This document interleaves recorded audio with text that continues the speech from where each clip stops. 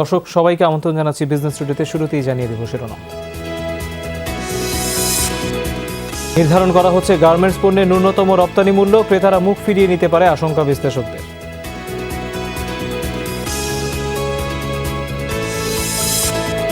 ঘূর্ণিঝড় জাওয়াদের বিরূপ প্রভাব কৃষিতে, বোরো ও বরি শস্যে ব্যাপক ক্ষতির আশঙ্কা, বিপাকে উপকূলীয় অঞ্চলের জেলেরা।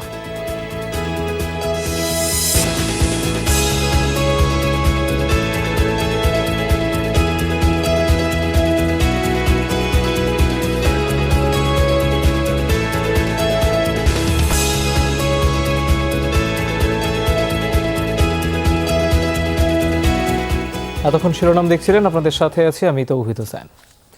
নির্ধারণ করা হচ্ছে গার্মেন্টস পণ্যের ন্যূনতম দাম। নিট এবং ওভেন সব পণ্যেরই দামের ক্ষেত্রে সীমা ঠিক করতে কাজ শুরু করেছে বিজিএমইএ ও বিকেএমইএ।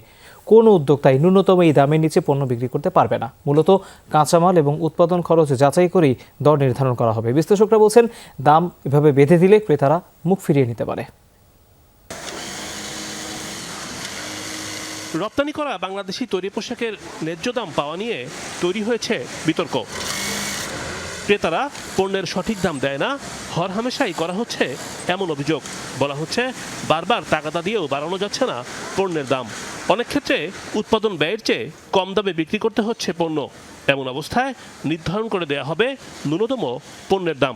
প্রফিট না হোক, লসে কোনো অর্ডার নেওয়া যাবে না, সেটা আমরা নিশ্চিত করার জন্য আমরা একটা মেকানিজম বের করতেছি। আমরা ওখানে এই ব্যাপারটা আমরা খুব কঠোর অবস্থান থাকবো, এবং আমরা যদি দেখি যে কোনো অর্ডারে কেউ লসে নিচ্ছে বা হিসাবে আমাদের সাথে মিলছে না, তাহলে আমরা সেটা ইউডি তাকে দিব। দাম কম থাকার পরও অসৎ উদ্দেশ্যে তৈরি পোশাক রপ্তানি করে অনেক উদ্যোক্তা। ভিন্ন দেশ থেকে একই পণ্য নেবার ক্ষেত্রে বেশি দাম দেয়া হলেও বাংলাদেশের ক্ষেত্রেই ব্যতিক্রম। এমন প্রবণতা বন্ধে পদক্ষেপ নিতেই সার্বিক বিষয় পর্যালোচনা হচ্ছে। কম দামে আপনি বিক্রি করে আপনি ব্যাংকের টাকা আত্মসাৎ করছেন বা ব্যাংকের টাকা মেরে দেওয়ার চিন্তা ভাবনা করছেন, কারণ আলটিমেটলি ব্যাংকে যখন শর্টফল হবে সেই টাকাটা দিতে পারবেন না, আপনি ব্যাংকে ফেরত দিতে পারবেন না। তাহলে কার টাকা আপনি এখানে কম দিচ্ছেন, যে কার টাকা দিচ্ছেন আপনি কম দামে এখান থেকে দিয়ে এই টাকা ওখানে মানি লন্ডারিং করছেন, এটা একটা হতে পারে। প্রফিট করবেন না, ঠিক আছে, আমার তাতে কোনো আপত্তি নেই, কিন্তু লস দিয়ে আপনি অন্যের আমার দেশের ব্যবসা নষ্ট করবেন, এদেশের অর্থনীতিকে পঙ্গু করবেন, সেটা মানে তো ব্যক্তি স্বাধীনতা না। বিশ্লেষকরা বলছেন, এভাবে দামের সীমা নির্ধারণ করায় বিশ্ববাজারে ভুল বার্তা দেবে। শর্তারোপের কারণে অনেকেই বিকল্প উৎস থেকে পণ্য সংগ্রহে আগ্রহী হতে পারে। হঠাৎ করে ন্যূনতম মূল্য নির্ধারণটি আমাদের প্রতিযোগিতার সক্ষমতা এবং বায়ারদের মধ্যে বাংলাদেশ থেকে পণ্য নেয়ার ক্ষেত্রে এক ধরনের বিরূপ মনোভাব তৈরি করতে পারে। যে সমস্ত কারণে আমাদের উদ্যোক্তারা পণ্যের মূল্য নিশ্চিত করতে পারছেন না, তার একটা বড় জায়গা হচ্ছে তাদের নেগোসিয়েশনের জায়গাটিতে দুর্বলতা। অন্যান্য দেশের অভিজ্ঞতা যাচাই বাছাই করা হচ্ছে। স্বল্প সময়ের মধ্যেই এ বিষয়ে আসবে চূড়ান্ত সিদ্ধান্ত। রিমন রহমান, যমুনা নিউজ, ঢাকা। দর্শক, রাজধানীর বঙ্গবন্ধু আন্তর্জাতিক সম্মেলন কেন্দ্রে চলছে এসএমই পণ্য মেলা। সকাল থেকে বৃষ্টি হচ্ছে, যেহেতু এখানে তেমন জনসমাগম নেই শোনা যাচ্ছে। আমাদের সহকর্মী রিমন রহমান সেখানে আছেন, তার কাছ থেকে বিস্তারিত জানবো। রিমন, বৃষ্টি তো হচ্ছে সেই ভোর থেকে, আসলেই মেলায় মানুষের সমাগম দেখছেন কিনা, এমনকি অংশগ্রহণ যারা করেছেন তারা এসে পৌঁছাতে পেরেছেন কিনা?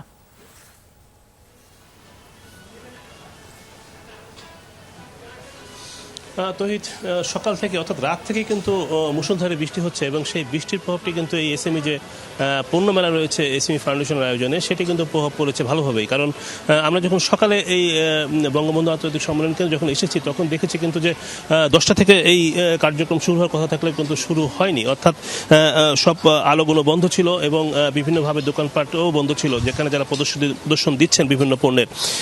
আপনি দেখতে পাবেন যে এখন কিন্তু মানুষ আসছে, যারা দোকান করছে তারা আসছে। কিছু কিছু দোকানে এখনো কিন্তু স্টল বন্ধ রয়েছে, এবং যারা এসেছেন তারা বলছেন যে তারা ক্ষতির মুখে পড়েছেন, কারণ পানি ঢুকে গেছে এই স্টলগুলোতে, এবং যার কারণে কিন্তু যারা পণ্যের যারা রেখে গিয়েছিলেন রাতে, সেই পণ্যগুলো কিন্তু অনেক কিছুই নষ্ট হয়েছে। অর্থাৎ বিভিন্ন শোপিস রয়েছে, শোপিস জাতীয় পণ্য যেগুলো, সেগুলো বিশেষভাবে ক্ষতিগ্রস্ত হয়েছে বলে তারা এখানে জানিয়েছেন। 5 থেকে 12 তারিখ পর্যন্ত এই মেলা চলবে 8 দিন, এবং এই মেলায় কিন্তু প্রতি বছরই হয়ে থাকে। করোনা সংক্রমণের কারণে গত বছর হয়নি, এবার কিন্তু হচ্ছে এবং বলা হচ্ছিল যে এই মেলাকে কেন্দ্র করে যারা ক্ষুদ্র এবং মাঝারি শিল্প উদ্যোক্তা রয়েছে তাদেরকে বিভিন্নভাবে সহায়তা এবং সহযোগিতা, তাদের পণ্যের যে প্রদর্শনী সেটা করা হচ্ছে। কিন্তু এই 2 দিন কিন্তু বৃষ্টিপাতের কারণে, প্রাকৃতিক দুর্যোগের কারণে কিন্তু মেলায় ক্ষতিগ্রস্ত হলো এবং এখানে যারা দর্শনার্থী এসে থাকেন বা যারা পণ্য নিয়ে থাকেন, যারা স্থানীয়ভাবে অভ্যন্তরীণ যারা পণ্য কিনে থাকেন, যারা রয়েছেন ক্রেতা, পাশাপাশি যারা রপ্তানি করার জন্য দেখে থাকেন এখানে ক্রেতারা এসে থাকেন, তারাও কিন্তু এখানে সমাগম খুবই কম হয়েছে, কারণ খুবই বৃষ্টি হচ্ছে এবং বৈরী আবহাওয়ার কারণে কিন্তু এরা আসতে পারছে না বলে এখানে যারা উদ্যোক্তা রয়েছেন তারা জানিয়েছেন। বলছেন যে যেহেতু করোনা সংক্রমণ, তারা 2 বছর ধরেই কিন্তু ক্ষতির মুখে পড়েছেন। পণ্যের যারা উৎপাদন করছেন, উৎপাদিত পণ্য কিন্তু বিক্রি হচ্ছে না, দেখানোর সুযোগ থাকছে না, যে কারণে এবার একটু সুযোগ হয়েছিল। সেই সুযোগটি কাজে লাগানো কতটা যাবে, সামনে আর কয়দিনে এই ধরনের বৃষ্টি হবে এবং যার কারণে বৃষ্টি হলে ক্ষতির মুখে পড়বে, সেই বিষয়টি তারা জানেন না, একটা অনিশ্চয়তা তৈরি হয়েছে। এবং তারা বলছেন যে যদি প্রাকৃতিক দুর্যোগ কেটে যায় আজকে অথবা কালকের মধ্যে, তাহলে পরবর্তীতে যে 4 থেকে 5 দিন থাকবে সেই সময়টাকে তারা কাজে লাগাতে চান এবং সেই কাজে লাগানোর ক্ষেত্রে তারা যেটি বলছেন যে প্রচারণা দরকার এবং সেই প্রচারণা করার ক্ষেত্রে এসএমই ফাউন্ডেশনকে তারা উদ্যোগী হতে বলেছেন। পাশাপাশি অন্য কোনো পন্থা থাকলে সেই কৌশল তারা অবলম্বন করতে বলেছেন। তহিদ, আরেকটি বিষয় আপনি জেনে থাকেন যে ক্ষুদ্র এবং মাঝারি শিল্পই কিন্তু বাংলাদেশের অর্থনীতির একটি প্রাণ, কারণ এই ধরনের যে উদ্যোগগুলো রয়েছে সেই উদ্যোগগুলো কিন্তু যদি বেঁচে থাকে তাহলে কিন্তু প্রান্তিক পর্যায়ে যে উৎপাদন ব্যবস্থা রয়েছে সেটি বেঁচে থাকবে এবং সাধারণ মানুষ যারা প্রান্তিক পর্যায়ে থাকে, বিভিন্ন পণ্য উৎপাদন করে থাকে, তারা কিন্তু আর্থিকভাবে সচ্ছল হবে এবং যদি সচ্ছল হয় তাহলে কিন্তু দেখা যাবে দেশের অর্থনীতিতে একটি ইতিবাচক প্রভাব পড়বে। আপনি দেখতে পাচ্ছেন বিভিন্ন ধরনের পণ্য এখানে প্রদর্শিত করা হচ্ছে এবং সেই পণ্যগুলো কিন্তু দেখা যাচ্ছে যে দেশের পাশাপাশি এখানে কিন্তু বিদেশেও ব্যাপকভাবে চাহিদা রয়েছে, যে কারণে কিন্তু এই পণ্যের চাহিদা থাকার কারণে কিন্তু রপ্তানি বাজার খুব ভালো বলেও একটি বলা হচ্ছে। তহিদ। রিমন, ধন্যবাদ আপনাকে বেশ কিছু তথ্য জানানোর পরই। দর্শক, আমরা এসএমই মেলার খবর জানছিলাম। দর্শক, আমরা কিন্তু ঘূর্ণিঝড় জাওয়াদের এক ধরনের প্রভাব দেখতে পাচ্ছি। রাজধানীতে রাত থেকেই বৃষ্টি হচ্ছে, সেই প্রভাব যেমন এখানে পড়েছে, আমরা কিন্তু দেখেছি উপকূলীয় অঞ্চলেও কিন্তু বেশ মৎস্য ও কৃষিখাতে প্রভাব পড়েছে। সেই বিষয়ে বিস্তারিত জানাবেন আমাদের সহকর্মীরা। শুরুতেই আমরা বাগেরহাটে যেতে চাই, ভোলাতে আগে যেতে চাই। আমাদের সহকর্মী এরই মধ্যে চলে এসেছেন এইচএম জাকির, তিনি সরাসরি যোগ দিচ্ছেন এই মুহূর্তে। জাকির, কি অবস্থা এই মুহূর্তে বৃষ্টির কারণে? সেই জেলার কৃষিতে কোনো ধরনের প্রভাব পড়তে দেখছেন কিনা?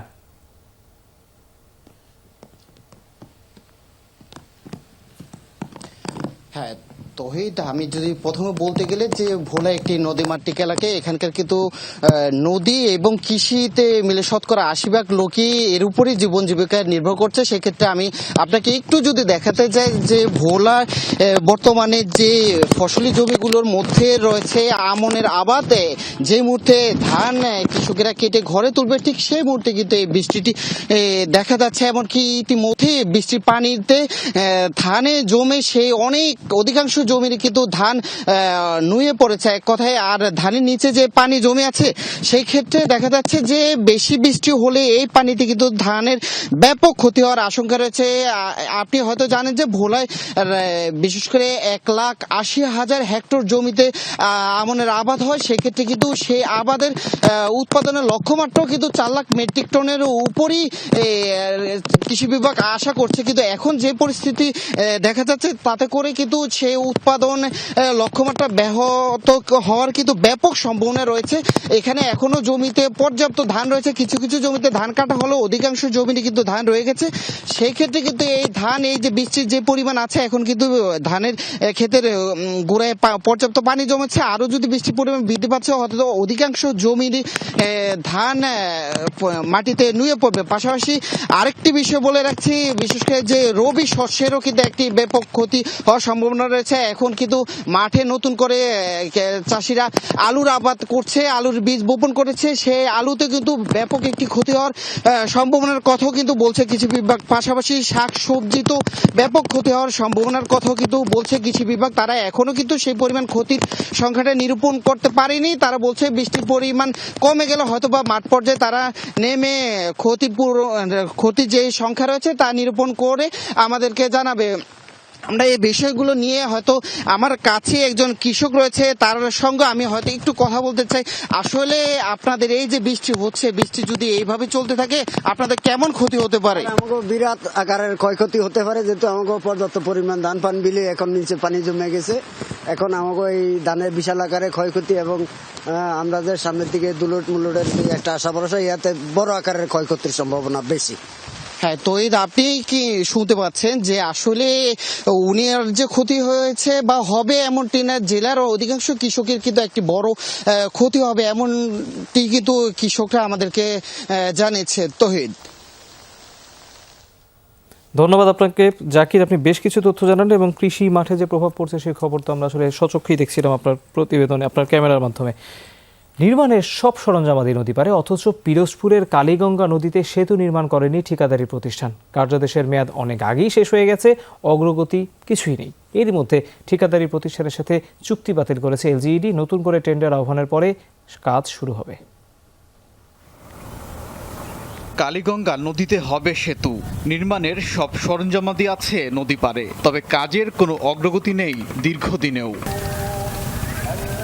কার্যাদেশ অনুযায়ী সেতুটির দৈর্ঘ্য হবে ৬০০ মিটার, দুপাশে থাকবে ১২০০ মিটারের অ্যাপ্রোচ সড়ক। ব্যয় ধরা হয়েছে ১১৫ কোটি টাকা।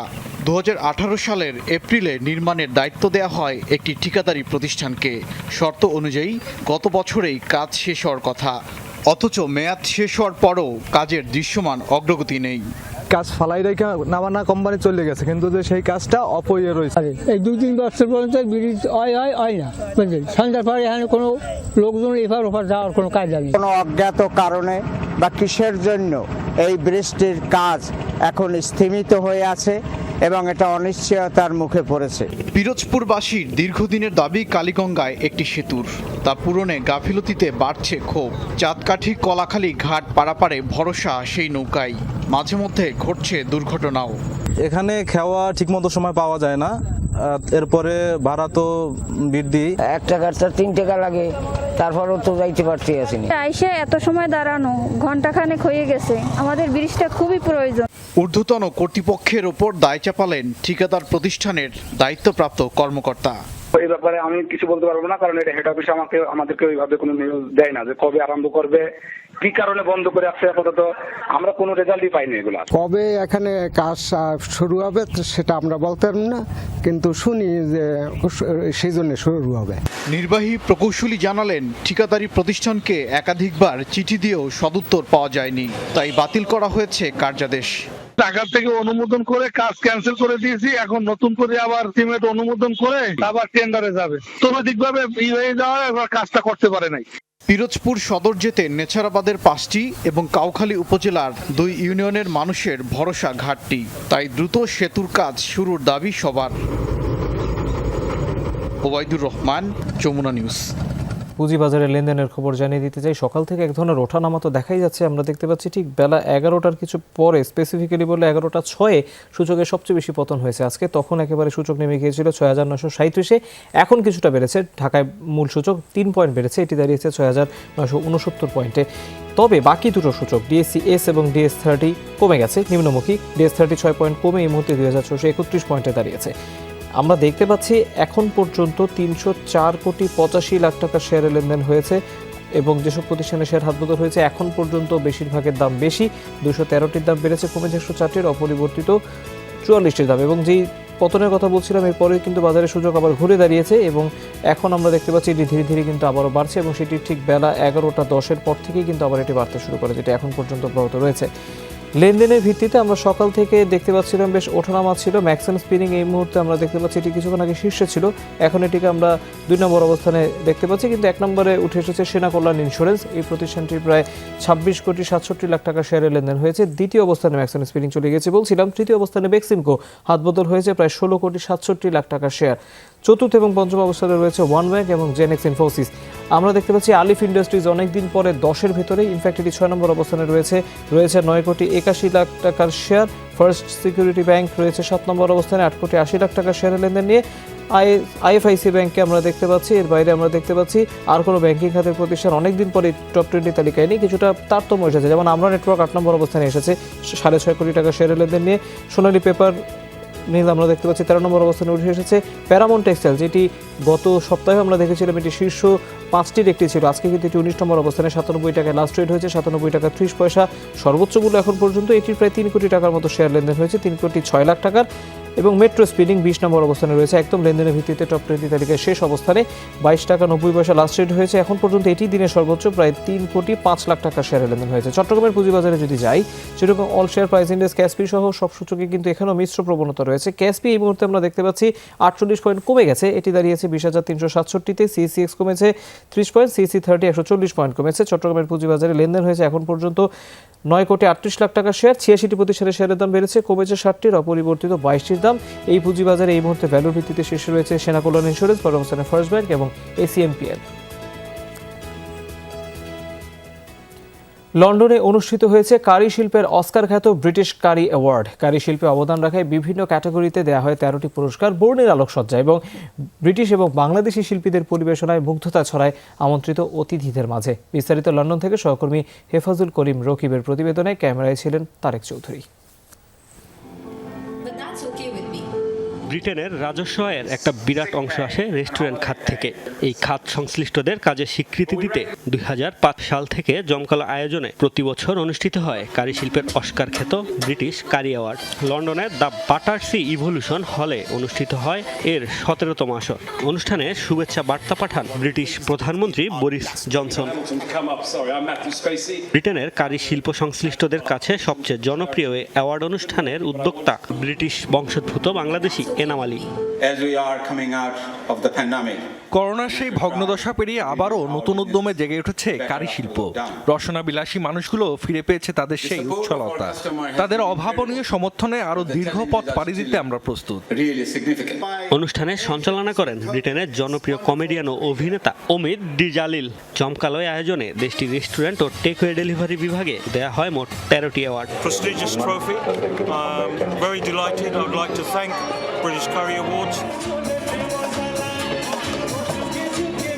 পুরস্কার বিতরণী ছাড়াও ছিল মনোমুগ্ধকর সাংস্কৃতিক অনুষ্ঠান ও গালা ডিনার। ব্রিটিশ শিল্পীদের পাশাপাশি সঙ্গীত পরিবেশন করেন বাংলাদেশি শিল্পীরাও।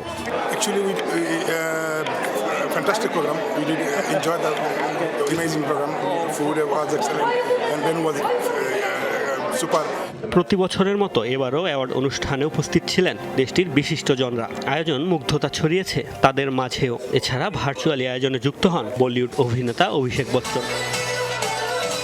ব্রিটেনের রেস্টুরেন্ট শিল্পের 90% বেশি বাংলাদেশি উদ্যোক্তাদের হাতে গড়া। তাই এই শিল্পকে টিকিয়ে রাখতে ব্রিটেনে বেড়ে ওঠা বাংলাদেশের নতুন প্রজন্মকে এগিয়ে আসার আহ্বান জানান আয়োজনে অংশ নেওয়া কারি শিল্পীরা।